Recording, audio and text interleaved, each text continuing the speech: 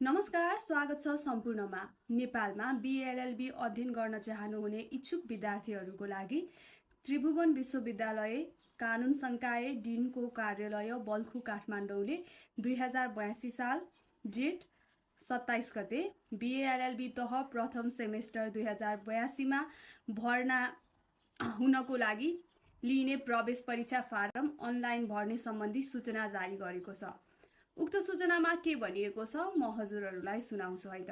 त्रिभुवन विश्वविद्यालय कानुन संकाय अन्तर्गतका आङ्गिक क्याम्पसहरू नेपाल ल क्याम्पस प्रदर्शनी मार्ग काठमाडौँमा 160 सिट, पृथ्वीनारायण क्याम्पस पोखरामा 80 सिट, बुटवल बहुमुखी क्याम्पस बुटवलमा 70 सिट, महेन्द्र बहुमुखी क्याम्पस बाँके नेपालगञ्जमा 70 सिट, महेन्द्र बहुमुखी क्याम्पस धरानमा 70 सिट र सम्बन्धन प्राप्त नेसनल ल कलेज ललितपुरमा 120 सिट गरी जम्मा 770 सिटका लागि त्रिभुवन विश्वविद्यालय सेमेस्टर प्रणाली सञ्चालन विनियम 2074 अनुसार बीएलएलबी तहमा सेमेस्टर प्रणालीद्वारा 10 सेमेस्टर 5 वर्षे कार्यक्रम अन्तर्गत प्रथम सेमेस्टरमा भर्ना हुन इच्छुक विद्यार्थीहरूको निमित्त शैक्षिक सत्र 2082-83 का लागि मिति 2082 साल 3 महिना 1 गतेदेखि अनलाइन मार्फत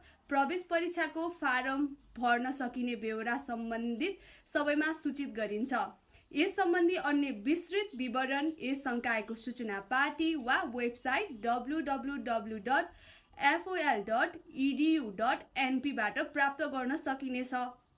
यसको मतलब तपाईहरूले अब बीएलएलबी पढ्न चाहनुहुन्छ टियु कानुन संकाय अन्तर्गतका आङ्गिक क्याम्पसहरूमा भने तपाईहरूले असार 1 गतेदेखि चाहिँ अनलाइन फर्म भर्न सक्नुहुन्छ र तपाईहरूलाई चाहिँ विस्तृत जानकारी लिन मन छ भने चाहिँ मैले अघि भनेको लिङ्क चाहिँ मैले डिस्क्रिप्सनमा राखिदिनेछु र तपाईहरूलाई अन्य कुनै प्रश्नहरू छन् भने मलाई कमेन्ट मार्फत सोध्नु होला र तपाईँ बीएलएलबी को तयारी गर्दै हुनुहुन्छ भने राम्रोसँग पढ्नु होला। अवश्य पनि मेहनत गरेपछि नाम त निस्किहाल्छ।